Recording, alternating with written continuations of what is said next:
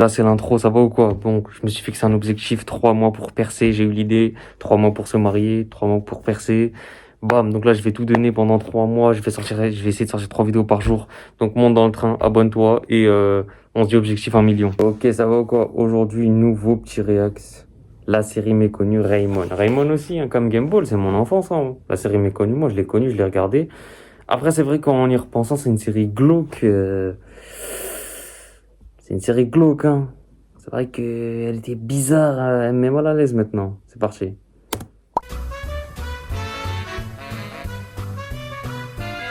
Ah là là, Raymond. Qui parmi vous s'en souvient? À mon avis, bien peu, parce que c'est quand même pas le dessin animé qui a le plus de notoriété au monde. Vous croyez? Mais je serais heureux d'apprendre que je ne suis pas le seul à avoir adoré et dévoré cette série étant plus jeune. L'histoire, c'est tout simplement la vie de Raymond. Un jeune garçon de 8 ans, binoclard, un peu loser sur les bords et carrément défaitiste. Est-ce que dans toute l'histoire de la loose, on a déjà fait pire que ça? La série nous raconte sa vie à l'école avec ses parents, sa rivalité avec Valérian, le vantard, ou bien son amitié avec Yvon et Marcello, son amour secret pour Louise, ses galères dans la vie, etc., etc. Bref, Raymond vivra l'enfance qu'on a à peu près tous vécu et fera en sorte de rendre tous les tracas du quotidien de cette période amusants. Je suis pas bien sûr. Oui, bon, j'avoue, dit comme ça, c'est pas hyper transcendant, et dans son animation non plus d'ailleurs. On a des formes très simples, très peu de perspectives, des couleurs très ternes, mais c'est là toute la beauté de cette série. Elle ne paye pas de mine comme ça, mais au C'est ça aussi que je vous disais, comment c'est glauque, elle, là, la sorte de gothique, style ténébreux. perspective, des couleurs très ternes, mais c'est là toute la beauté de cette série. Elle ne paye pas de mine comme ça, mais au fond, c'est ça qui la rend géniale. C'est un des messages de la série de dire qu'il ne faut pas se fier aux apparences, mais si on n'a pas vu un épisode, on ne peut être que sceptique. D'ailleurs, moi je l'étais, mais dès que j'ai regardé, le premier épisode que j'ai vu c'était La chasse au trésor, j'ai compris à quel point un dessin animé pouvait être super bon, super génial, juste avec un seul élément. L'humour. Ah, il est pas très efficace. C'est un bout de bois en fait. Pas vraiment, non, c'est plus un genre de pipeau, mais qui ne jouerait pas de musique. Ouais, c'est un bout de bois quoi. En fait, on croit que c'est un dessin animé banal, cliché, et j'ai l'impression que c'est Aussi, je pense qu'il parle à beaucoup parce que Raymond, il est nonchalant. Il est vraiment, c'est la définition nonchalant. Défaitiste, tout est nul, pas d'optimisme. fait pour justement nous prendre par surprise. Que ce soit la musique, l'animation ou le pitch, on dirait vraiment une série bas de gamme, mais le tout avec cette écriture et cet humour est en fait encore meilleur. La musique un peu ringarde devient géniale, et le style d'animation nous semble alors vraiment pertinent. Ça va jouer avec tous les clichés du genre pour nous faire éclater de rire. Et je dis ça en parlant au présent, j'ai plus 8 ans, enfin il me semble, et pourtant je rigole toujours autant en devant cette série bourrée de bonnes idées. La série Raymond, c'est 6 minutes de blagues constantes, et pas des blagues du genre qui avaient été dans l'eau, non, on a de l'humour noir. Pourquoi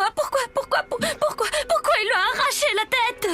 Ils ont plus de tête! Du cynisme, Gare à toi! Stop! Déjà? C'est très mauvais! Ah? J'ai un rôle pour toi! de l'humour visuel, Voilà, c'est fini!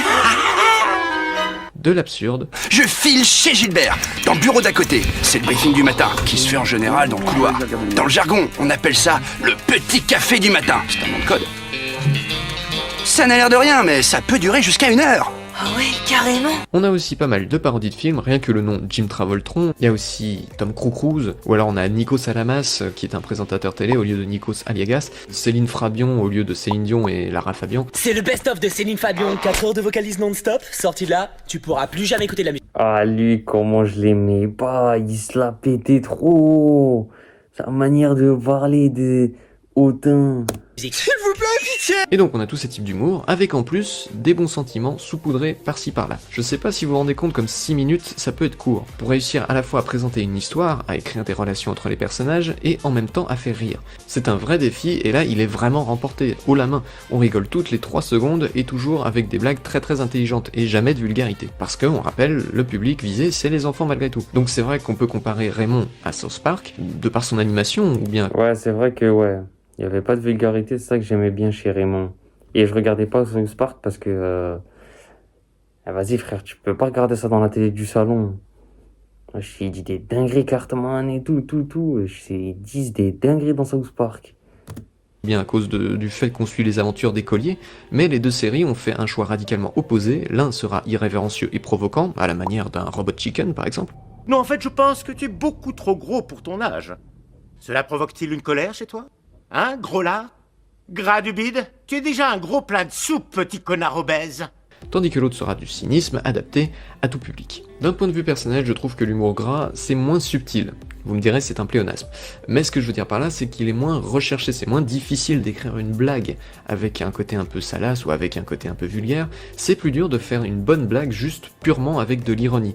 Mais bon, j'ai conscience qu'aucun humour n'est universel, donc on peut tout à fait préférer l'un à l'autre. Cela dit, pour moi, Raymond est plus accessible. La grande force de cette série, c'est sa galerie de personnages, tous plus débiles les uns que les autres. Raymond, d'abord, qui est un personnage cynique et défaitiste, on nous le vend comme étant un loser, mais en fait c'est juste un enfant désabusé, et qui porte un regard hilarant et détaché sur le monde qui l'entoure, même si ça ne l'empêche pas de mettre en place des plans c'est chaud à dire ça, abracadabrantesques, même si ça ne l'empêche pas de mettre en place des plans abracadabrantesques lorsque la situation l'oblige. J'ai réussi à le dire. Il trouve toujours le bon mot, et il ne manque pas de répartie. Bah non, on avait dit en costume de Père Noël. Ouais, bah on l'avait quand même dit.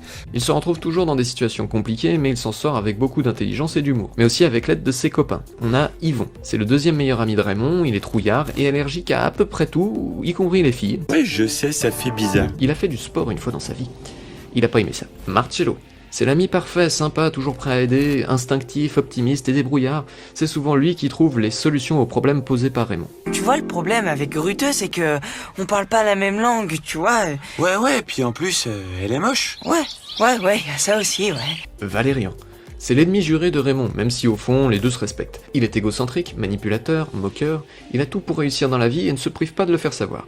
J'ai déjà joué dans plusieurs spectacles. Ah ouais, dans quoi t'as joué? Je suis une gentille abeille. Oh, plein de trucs. Pour lui, Raymond, c'est tout l'inverse. Mais d'un autre côté, c'est ça qui marche dans les dessins animés.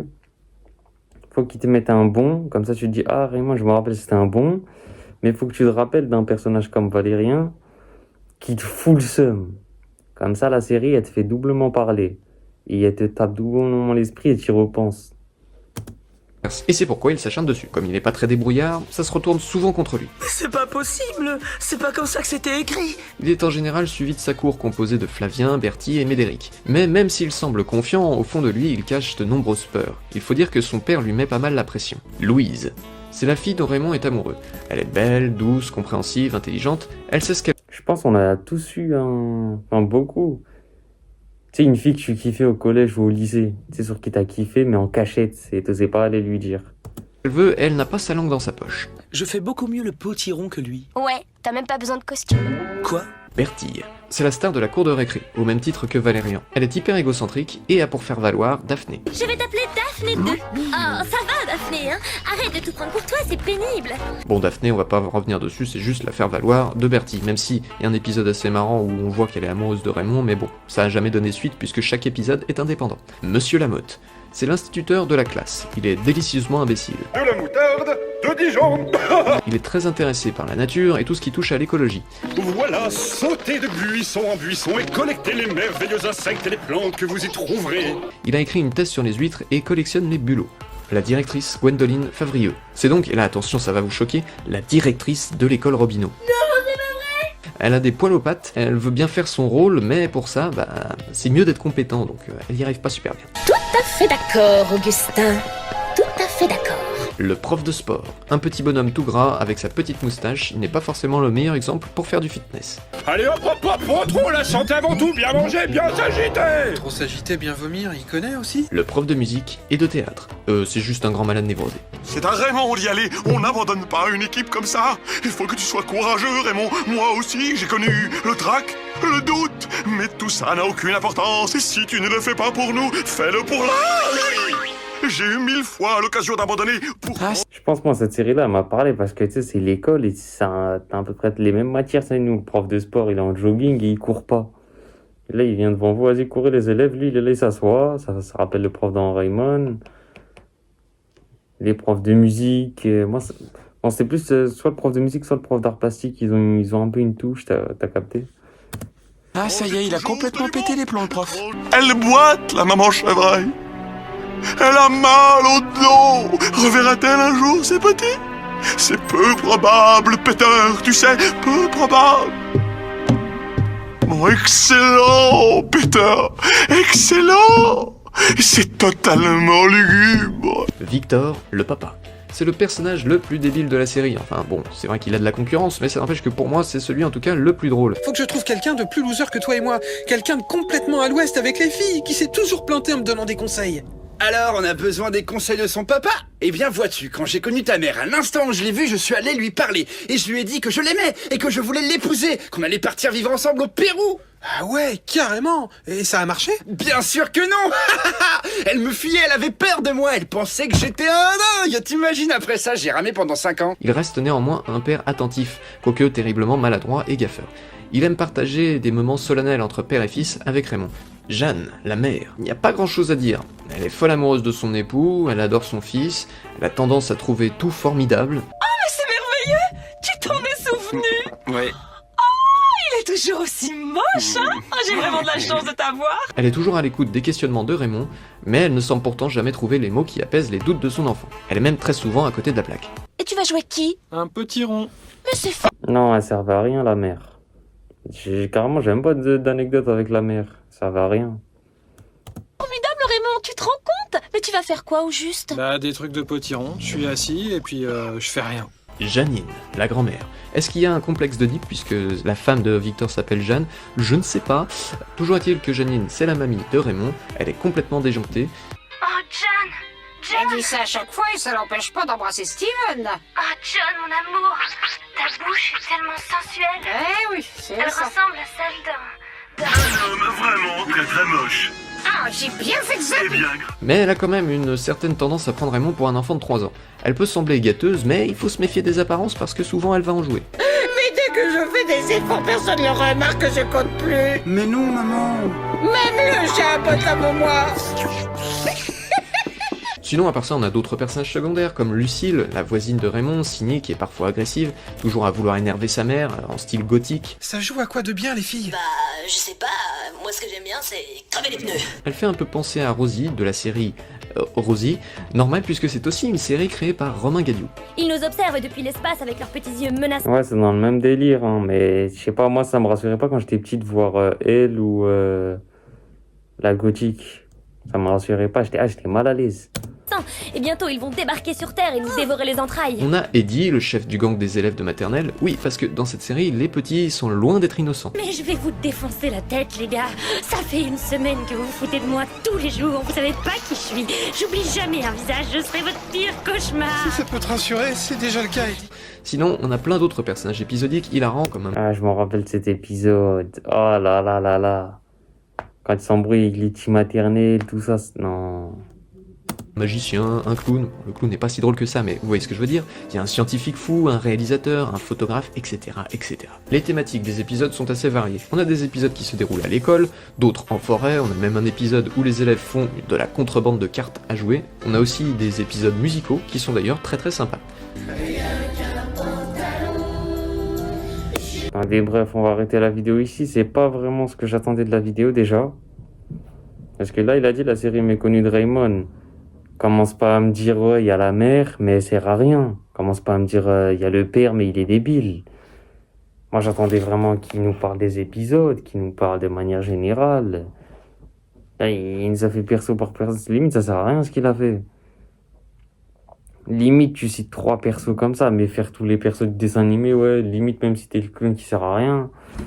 Ah non, c'est pas ça que j'attendais. La série méconnue de Raymond commence à présenter, tu sais, dans quelle thématique, enfin, tu vois, parce que je veux dire, tu sais, par exemple, là, tu cites Raymond, tu cites son pote Renoir, son pote Yvonne, tu cites son père. Ça y est fin. Pourquoi tu vas tout citer? Et là, maintenant, je parle de quelques épisodes, nanana. Toi, tu peux dire ce que dénonce Raymond, nanana. Pourquoi cette série, les gens l'aiment autant, tu vois. Bon. Donc, non, c'est pas ce que j'attendais, mais il a fait un très gros travail et on lâche le pouce bleu pour ça, honnêtement. C'est des recherches, c'est du travail, tout ça. Même moi, là, j'avais oublié les noms carrément. Bon, je sais pas si lui s'en rappelait, mais il a dû faire des recherches. Enfin bref, dis-moi ce que t'en as pensé en commentaire, lâche le pouce bleu, abonne-toi, on se dit au prochain react.